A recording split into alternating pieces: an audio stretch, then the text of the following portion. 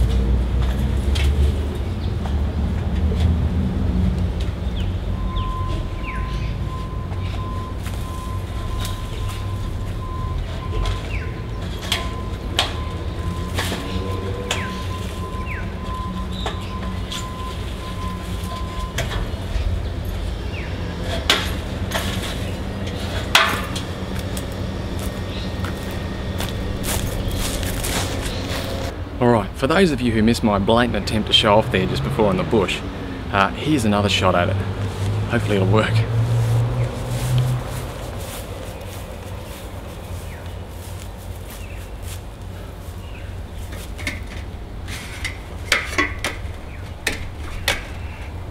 Okay, at the top.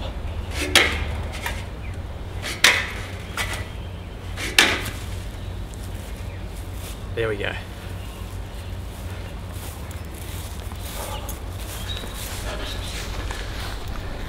Right, now just about to put the planks on the trestles. Now, a lot of people in the higher trestles hire one plank. Now, I don't know why we do this when we can do something better, which is 2 planks and a plank clamp. Now, I'll show you how we put this on in a second, and it stops you doing the fairy plank walk. You know, this. This sort of thing.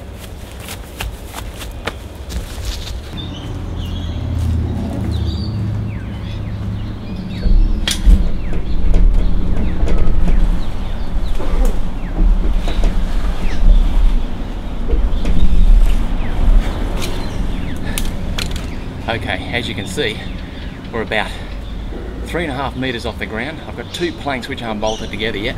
I'm going to use the plank clamp to put them together, and then we end up with a nice hard working platform which I can start removing some of these branches, especially these ones in front of me.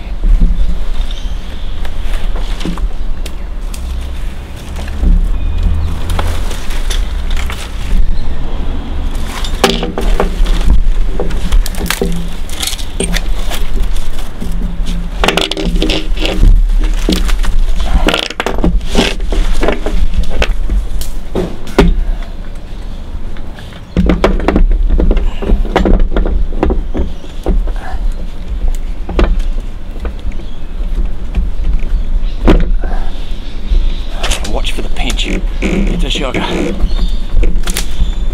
Bring the planks together. Oh. Stuck? No, good.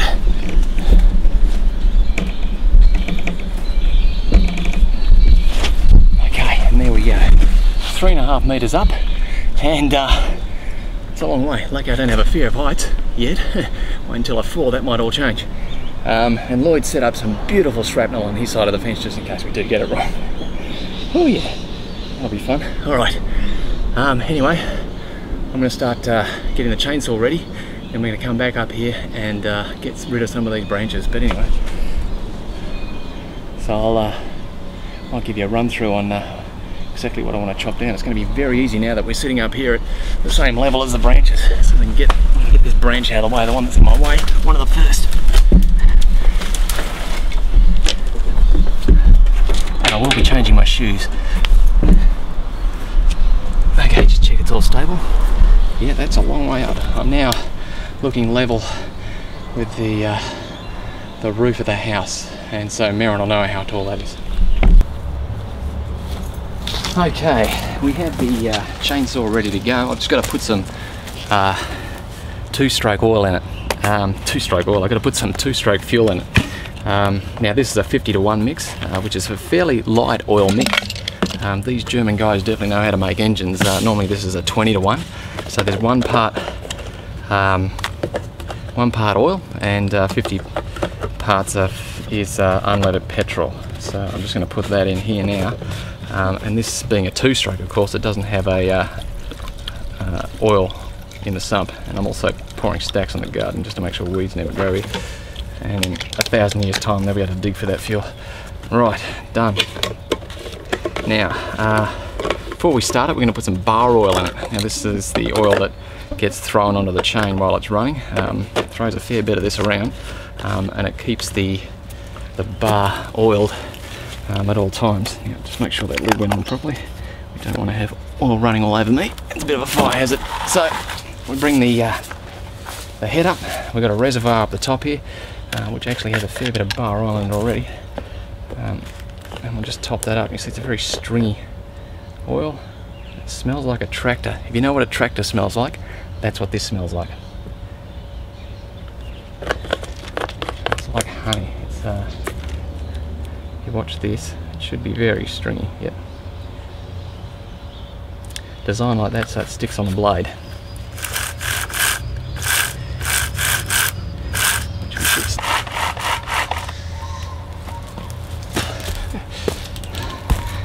Okay, let's do it this time without stuff stuck in the chain. And again.